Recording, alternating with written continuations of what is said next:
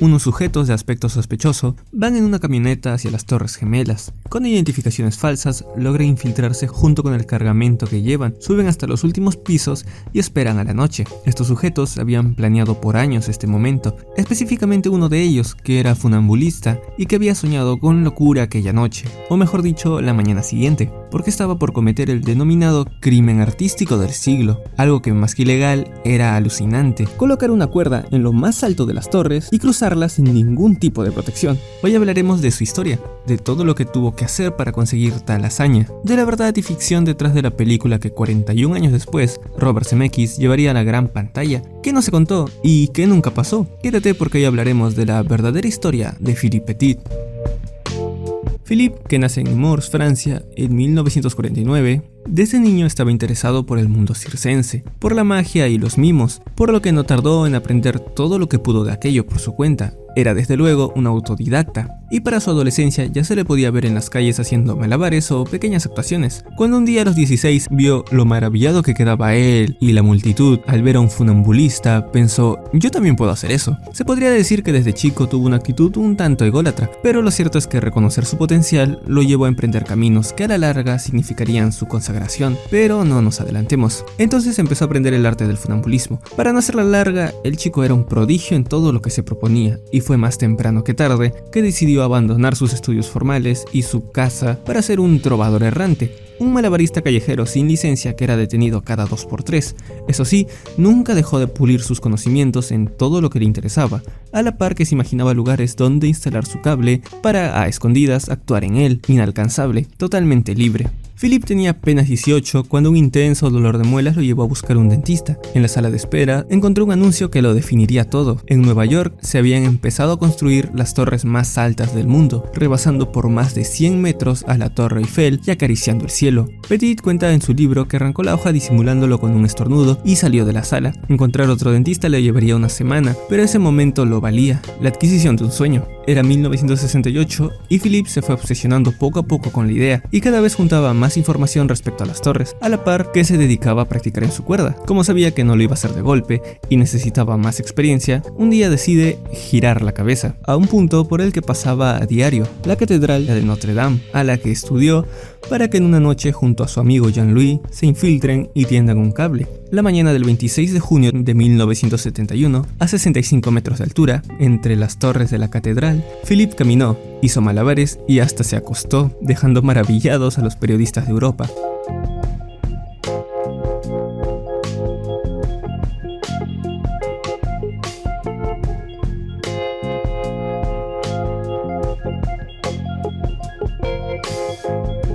En 1973 haría lo propio entre las torres del Harbour Bridge en Sydney, Australia, donde nuevamente se coló de noche para asombrar a todos al amanecer, después de una hora y tras regalar un espectáculo impresionante, donde dio más de 5 vueltas al cable entre los pilares norte. Petit fue arrestado y multado con $200 por su acto, pero eso no lo dejaría perplejo, para nada, le encantaría. Todo lo contrario al enterarse una mañana de ese mismo año en un periódico francés que las Torres Gemelas ya estaban por ser construidas del todo. Eso fue un baldazo de agua fría para él, un recordatorio de su proyecto más importante. Si esperaba más tiempo, ya nunca más podría tender un cable entre ambas torres, así que tenía que empezar su hazaña.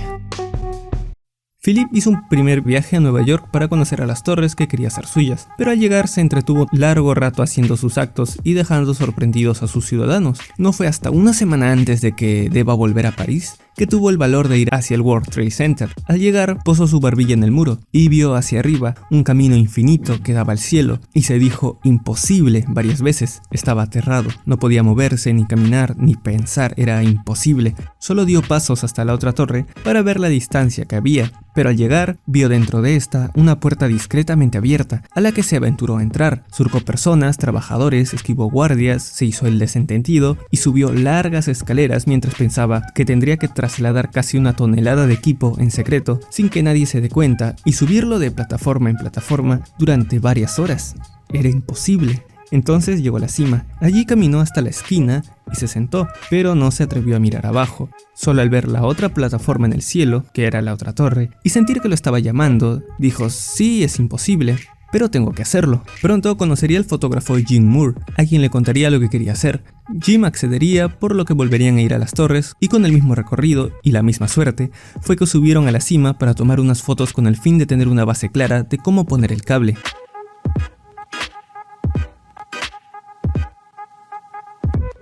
Sin embargo, ya de vuelta en Francia, Philippe se reúne con sus colegas para darse cuenta de que no era suficiente, la información con la que contaban no era suficientemente detallada, por lo que se embarcó en un segundo viaje. Fue aquí que la idea se volvió plenamente una meta y una obsesión en Philippe, quien estaba emocionado ya que sentía que planeaba un gran asalto a un banco. Petit se la pasaba todo el día, todos los días, yendo a observar las torres, a estudiarlas, a qué hora entraban los obreros, los horarios de la gente de traje, cómo estaban vestidos exactamente. Petit hacía esquemas, buscaba opciones comerciales para entregar material sin ser descubierto, se hacía pasar por otro trabajador, por un empleado de cuello blanco, incluso por arquitecto, lo que le daba más acceso a más áreas, siempre con una mirada altiva para que los demás no sospechen de él. Fue en una de esas expediciones que, al no percatarse, pisó una madera con un clavo sobresaliendo. Con la suela atravesada y el pie herido, Petit tuvo que usar muletas, y esto en principio lo desanimó. Al volver a las torres, sin embargo, se toparía con un trato más que amigable y cortés de la gente, que le ayudaba a desplazarse con suma amabilidad y sin ningún tipo de preguntas, por lo que siguió usando las muletas aun cuando ya no las necesitaba. Petit también alquiló un helicóptero junto al fotógrafo para obtener más detalles de las torres y hacer un modelo a escala, y llamó al presidente de la asociación del World Trade Center, simulando ser de un periódico francés, Metropolis, con el fin de hacer supuestamente una nota sobre las torres. Así logró hacer las preguntas pertinentes sin lugar a sospecha y colarse una vez más en el techo de las torres. Petit y Jim hacían como que fotografiaban a los obreros, pero en realidad bajaban la cámara y capturaban un punto de anclaje específico. La siguiente vez que fueron, el techo estaba vacío por una intensa tormenta de viento que azotaba Nueva York. Se hacía difícil desplazarse a comodidad en la cima sin estar sujeto a algo, y el fotógrafo no tuvo el valor de permanecer mucho rato allí. Solo Petit estaba tan demente como para jugar con el viento y casi no aferrarse a nada. Fue en este punto que Jim puso en duda el plan y temió los resultados. Le dijo a Petit que si algo llegara a salir mal, no quería vivir con la sensación de que ayudó a morir a su amigo de esa forma. Philippe entendió, pero igual se sintió muy triste de haber perdido a un miembro importante del equipo. Con toda la información obtenida, Petit vuelve a Francia para seguir armando el plan con su gente. Allí se la pasa estudiando varios libros de ingeniería y construcción de torres, y cada detalle de su relación con el viento, aunque para él ya era obvio que necesitaría cabaletis de soporte para que la cuerda no sea traicionera. El problema era que no tendría ni la capacidad de conseguir alambres de prácticamente 800 y tantos metros, ni el permiso de colocarlos. Entonces pensaron en la alternativa de ponerlos en horizontal y que las mismas torres sean el soporte. Eso lo pensaron ellos mismos, a diferencia de la película en la que se le ocurre a papá Rudy, quien, a decir verdad, Rudy Omankowski sí fue una especie de mentor en los inicios de Petit cuando practicaba en las calles, pero no tuvo que ver con el golpe o los cabaletis. En Francia también se uniría al equipo Marc, a quien llamaban el australiano, quien ayudó a Petit junto a su novia y a su cómplice de otras hazañas, Jean-Louis, en la planificación y en los entrenamientos, que definitivamente eran una parte fundamental. No se iba a aventurar a subirse a ese cable sin un arduo entrenamiento antes. Petit se paseaba sobre su cable mientras sus amigos lo jalaban lo más fuerte que podían, simulando ser una tenaz inestabilidad por viento. A Jean-Louis se le ocurrió usar un arco y una flecha para pasar de torre a torre un sedal que conecte con una soga más fuerte y asimismo con un cable de acero.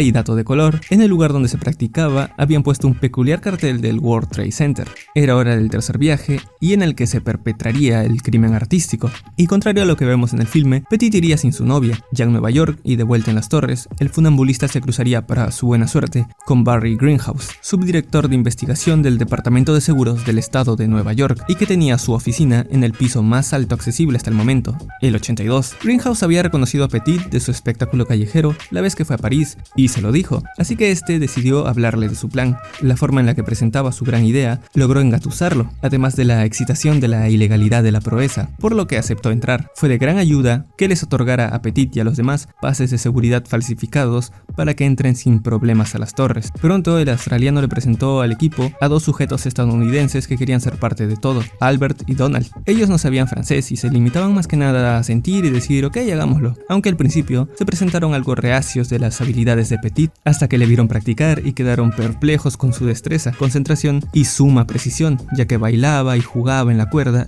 y todo con los ojos cerrados.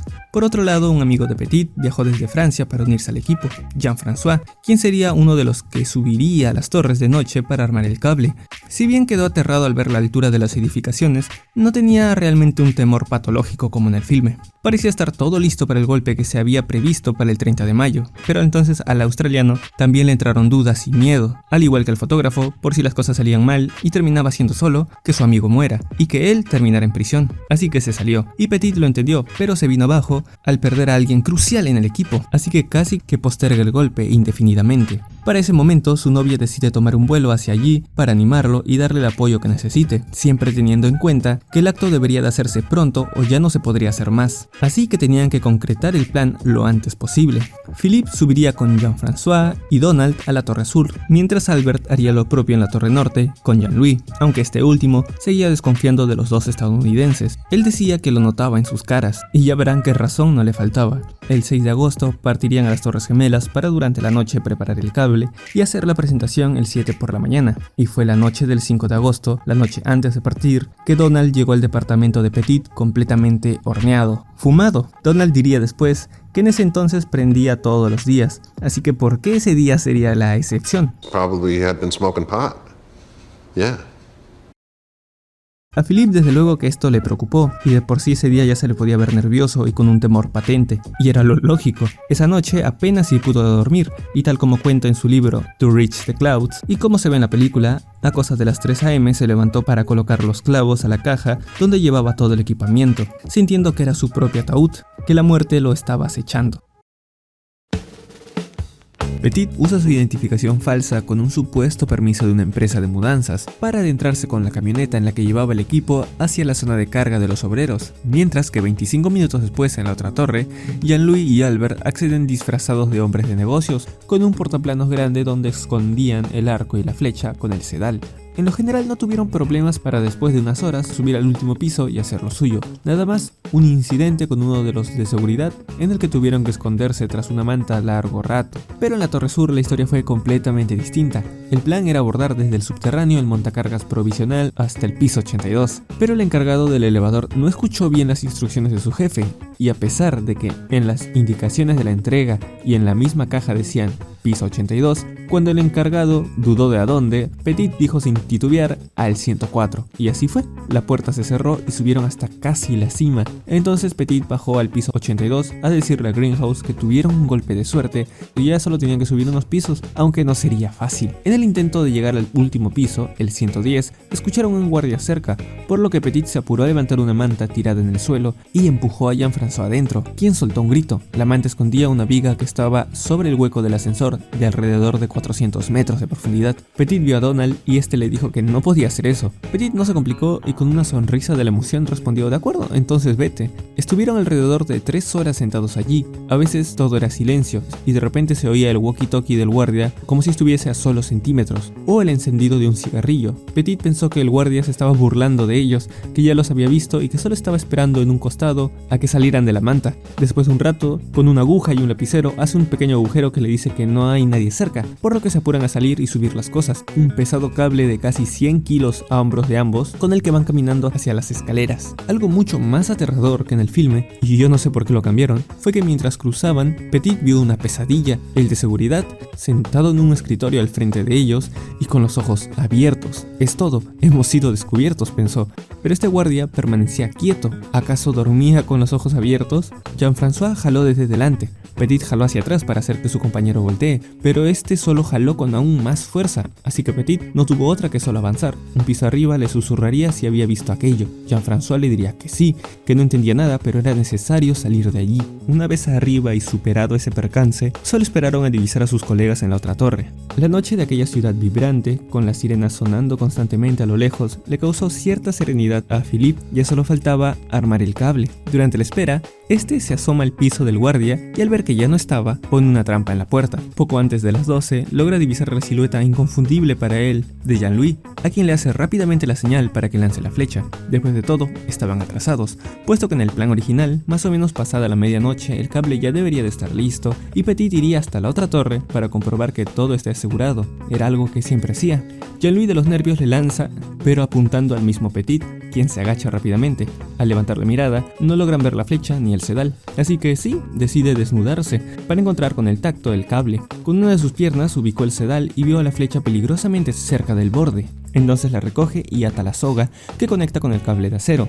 Así empiezan a pasarla y tender los cabaletis en los puntos de anclaje. Philip sigue pasando el cable de acero, pero de los nervios se le va de las manos. El cable cae varias decenas de metros y con un fuerte ruido de por medio queda tendido en el aire. Eran ya las 2 AM y Jean-Louis y Albert empiezan a jalar el cable de acero. No importa qué tanta fuerza usáramos y qué tanto tiempo sintiéramos que lo hacíamos, solo lográbamos recuperar una parte ínfima del cable, diría después Albert. Entre tanto, en la torre de Petit se oye la botella que puso en la puerta de abajo romperse. El guardia va a subir, por lo que Jean-Louis se oculta en las sombras, pero Philippe hace algo que tampoco entiendo por qué no pusieron en la película. Petit bordeó la estructura circular del centro de la torre, a la par que el guardia avanzaba por ella, imitaba los movimientos del guardia, y hubiese sido descubierto con el simple hecho de que éste se diera la vuelta, pero no pasó y el uniformado se marchó. Del otro lado, siguieron jalando el cable por horas. A casi las 5 de la mañana, Albert empezó a rendirse y manifestar que era imposible, que ya está.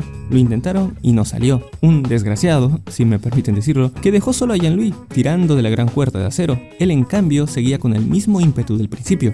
Nueva York estaba amaneciendo ya y los otros cómplices fueron asomándose entre las calles casi desiertas para presenciar si ya estaba todo listo. Sin embargo, había una densa neblina que no dejaba apreciar la cima de las torres. Greenhouse, con su binocular, después de un rato, notó que la cuerda aún estaba floja. Jean-Louis, entre tanto, y ya siendo las 6 de la mañana, estaba por terminar de recoger el cable caído. Al conseguirlo, al fin le gritó a Petit que lo había logrado, con tremenda emoción. Después de tensarlo del todo, estaba listo. Jean-Louis estaba exhausto y muy nervioso porque ya era hora, y sabía que Petit también estaba cansado, o no con las suficientes energías para hacer lo que tenía que hacer, además de que era el peor cable que habían tendido nunca. Y Petit ya no tenía tiempo para comprobar ambos lados, pero era eso mismo, ya no había más tiempo, era el momento. Al cambiarse Philippe para el acto, se le cayó su chaleco y desde abajo su novia y Greenhouse pensaron que eso era todo, que había caído. Fue un alivio tremendo saber que no. Pero entonces estaba allí, el funambulista francés, Philippe, con un pie en la cuerda y el otro en la torre, sabiendo que, quizás si colocaba el otro pie en el cable, moriría inevitablemente. Pero al ver con detenimiento a este, se sintió hipnotizado. Estaba siendo llamado a cruzarlo, y a las 7:15 de la mañana no pensó más y solo comenzó a caminar.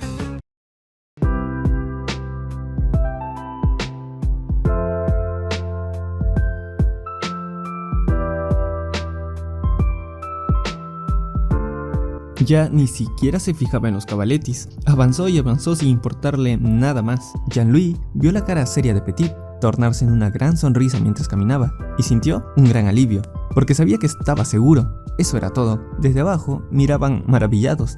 Philip caminaba, se arrodillaba y hasta se recostaba en el cable. Su novia gritaba que miren al cielo, y aunque al principio la gente no lograba distinguir nada, luego el tumulto de personas que se juntaba para apreciar el maravilloso acto era tremendo. Philip entonces se arrodilló, miró hacia abajo y lo saludó. Y sí, miró hacia abajo, algo que no se debe de hacer, pero estaba tentado por ver algo que sabía que no volvería a ver nunca más. Philip asegura, aunque dice entender que varios no le crean, que pudo notar a la multitud y escuchar sus murmullos a lo lejos. De todas maneras, ver aquel momento, aquel hombre caminando en el cielo y haciendo lo impensado, los dejaba sin palabras, como al apreciar una obra de arte. Era inefable. Era mágico. Philippe, desafiando a la muerte con su cable a 411 metros de altura, la mañana del 7 de agosto de 1974, fue feliz. Incluso fue feliz, aun cuando llegaron los policías. Petit, al verlos, se puso a reír cínicamente, mientras ellos le decían que el espectáculo había acabado. Él los provocaba acercándose a ellos y luego dándose la vuelta y corriendo hasta el centro, aunque un tanto fastidiado porque llegaron para cortarle su hazaña, aunque sabía que no podían hacerlo bajar, así que siguió bailando en su cuerda. Jean-François, ya esposado y de rodillas, se reía de la cara de los policías. ¿Qué pensarían al llegar y ver a un sujeto recostado en un cable hablándole a un ave que pasaba por allí? Los policías, serios y con pinta de molestos, no podían evitar quedar perplejos ante tal peculiaridad que entendían pretendían era algo único que no verían en ningún otro lugar, y encima lo veían en primera fila. ¿Qué tal suerte la suya? Pero tenían que seguir insistiendo. Le dijeron a Jean-François que le diga a Petit que llamarían un helicóptero para sacarlo a la fuerza. Philippe se disgustó, él estaba gozando andar por el cable. ¿Por qué interrumpirlo? Igual después reconoció que aquello también puede que le haya salvado la vida. Philippe estuvo un rato más caminando y provocando a los policías hasta que comenzó a notar una mayor humedad en el aire. Podría ponerse a llover. Philippe comprendía que las condiciones se volvían mucho menos óptimas y seguras, así que al fin bajó del cable. Le dirían luego a sus amigos que estuvo más de 45 minutos en él y dio 8 vueltas. Los vengativos de los policías lo agarraron, lo esposaron y lo tiraron por las escaleras hacia la planta de abajo. Philippe de milagro no se golpeó la cabeza y dijo después de esto que eso fue lo más arriesgado de su acrobacia. Al llegar abajo, entre ovaciones de la multitud, un montón de periodistas lo abordaron para hacerles la misma pregunta. ¿Por qué? Porque lo hizo. Y en la comisaría responde: no hay un por qué. Cuando veo un lugar donde poner mi cable, no me puedo resistir. De la comisaría lo enviaron a una institución mental para hacerle un examen psiquiátrico, a él y a Jean-François, que había sido a quienes atraparon, porque Jean-Louis y Albert huyeron al ver llegar a la policía. Jean-François no podía creerlo. No éramos locos, éramos artistas, diría. Allí Petit solo pedía y clamaba por un poco de agua. Imaginen, estaba deshidratado desde hacía varias horas, a lo que el encargado le preguntó ¿cuándo había sido la última vez que había bebido agua? Philippe le dice: ¿estás loco? Acabo de bailar en el cielo, estoy en todos los noticieros del mundo y tú me preguntas cuándo fue la última vez que bebí agua. El sujeto entonces puso en su informe: el hombre es del todo normal, solo tiene mucha sed. Y en la corte, debido a la presión mediática y porque ciertamente todos habían quedado cautivados con su acto, a Petit el juez le quita todos los cargos, pero lo sentencia, entre comillas, a hacer una presentación de funambulismo en el Central Park para los niños y las familias, para la buena imagen de la ciudad, claro. Al ser liberado y ser abordado por los periodistas, una admiradora con una tremenda sonrisa se la abalanzó y le dijo: déjame ser la primera en darte la bienvenida a Nueva York. ¿Y qué creen? Sin más ni más, Philippe se fue a hacer otro tipo de acrobacias a la casa de la chica. Eso sí, llamó a sus amigos para decirles que tenía un montón de entrevistas y que los vería luego. Philippe Petit se ganó el reconocimiento mundial por su temerario acto, y no era para menos. Eso sí, tamaña injusticia, a Jean-Louis y a Jean-François los expulsaron de Estados Unidos, siendo que sin ellos la hazaña no se hubiese dado. Philippe, entre tanto, recibió un pase permanente para ir a visitar las torres, que ya consideraba suyas, y en la cima del todo, en la esquina donde empezó su caminata, puso su firma. Bueno, aún falta hablar de lo que fue verdad y ficción en la película, y brevemente de qué fue después de la vida de Petit, pero antes te recuerdo que si te está gustando el video, con solo un par de clics me ayudas a seguir haciendo mucho más contenido. También puedes compartir este mini documental para que llegue a mucha más gente, te lo agradezco un montón. Lo cierto es que Petit nunca cayó en medio de una presentación, ni siquiera en su primera performance, contrario a lo que nos dice la película, pero en lo que a sus ensayos respecta, sí tuvo una caída de la que se sabe y que cuenta en su autobiografía. Mientras practicaba su acto para el tour más grande en la tierra de los hermanos Ringling, Petit cayó de una altura de 14 metros, fracturándose las costillas y sufriendo otras lesiones internas. El equilibrista, sin embargo, recalca que fue un caso aislado y que en sus presentaciones nunca pasó. Si hubiese sido así, dice: yo no estaría aquí hablando de eso, ¿verdad? Originalmente para la película de CMX se pensó en que el mismo Philippe se interpretara y que con efectos de computadora se le rejuvenezca, pero luego se decidió, más que nada por parte de las productoras, que se use un rostro conocido, y así se llegó a Joseph Gordon-Levitt, quien se esforzó por aprender todo lo que pudo de la forma de ser y de caminar de Petit, quien fue además quien le enseñó a andar en la soga. Tras 8 días de entrenamiento, Gordon-Levitt pudo hacerlo por su cuenta y luego siguió practicando. Él asegura que caminar en la cuerda es divertido pero doloroso. Otra diferencia de la realidad con la película es que la entonces novia de Philippe no se quedó en medio de la madrugada de Nueva York esperando frente a las torres. No, imagínate qué tremendo frío. Se fue a su casa a dormir y ya a cosa de las 6 AM tomó un taxi hacia el World Trade Center para juntarse con los demás cómplices. Tampoco pasó que Philippe se abriera su herida ni que empezara a sangrar mientras caminaba por el cable. Lo que sí fue verdad fue la aparición de aquel sujeto por la mañana, el visitante misterioso, como le llama Petit al recordarlo. Nunca lo volvió a ver, pero eso sí, también recuerda que en efecto tomó un tubo de metal corto sin saber bien qué iba a hacer con él. Ya la última diferencia es que no, Philippe Petit no se tambaleó riesgosamente durante sus últimos 3 pasos en el cable. Esto se entiende que era más que nada para darle el toque dramático de película, claro, pero no fue así. En su libro, Philippe dice que se despidió del cielo de Nueva York corriendo sobre el cable, haciéndolo temblar de placer. Después de cometer el crimen artístico del siglo y perpetrar una de las mayores acrobacias hechas por un funambulista, Philippe se quedó en los Estados Unidos, donde se unió al circo de los hermanos Ringling, donde tiempo después sufriría el accidente que les comenté. Cuando se recuperó, abandonó el circo y pasó a realizar una variedad de caminatas por la cuerda floja, en interiores y exteriores, autorizadas y no autorizadas.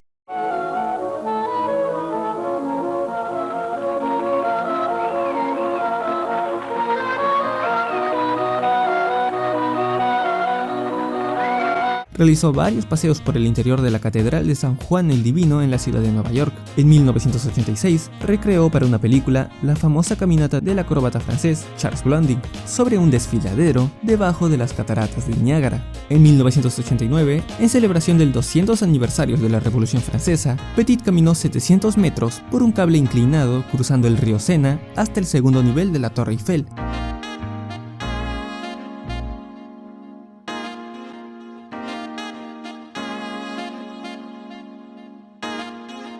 Cuando se dio el atentado del 9/11 se le preguntó que cómo se sentía y dijo que obviamente mal, pero que no había punto de comparación con todas las vidas perdidas en esa tragedia. Además se comprometió a que si las torres eran levantadas de nuevo, él las volvería a cruzar en honor al alma de sus ciudadanos. En 2002 escribe To Reach the Clouds, libro en el que narra su hazaña y en el que se basa en parte este video. Para 2008 además se estrena el documental Men on Wire, que cuenta a través de entrevistas de primera mano y varios archivos visuales la caminata de Petit, ganadora por mejor documental en el Festival de Sundance y en los premios Oscar. Esta película documental es una que realmente les recomiendo ver, fue el apoyo principal para hacer este mini documental, pero en ella, en serio que atrapante, se cuenta con mucho mayor detalle todo, el mismo Philippe y demás cómplices, tanto de forma entretenida como muy emotiva. Para 2015 se estrena el largometraje dramático En la cuerda floja, que puede que te haya traído hasta aquí. Si no lo has visto también tiene lo suyo, aunque para ser sincero Men on Wire es mucho mejor, la tenía que decir. Además de todo esto, Philippe hace una gran cantidad de charlas motivadoras en las que cuenta su historia. Una que pueden ver aquí mismo en YouTube es la de TED Talks, que es realmente atrapante. A día de hoy, 2021 y ya con 72 años, pasa su tiempo en la ciudad de Nueva York, donde es artista residente en la Catedral de San Juan el Divino y también en su escondite en las montañas Catskill, en las afueras de la ciudad, donde vive con su pareja, Katie O'Donnell, y donde aún tiende su cable entre los árboles para practicar por horas.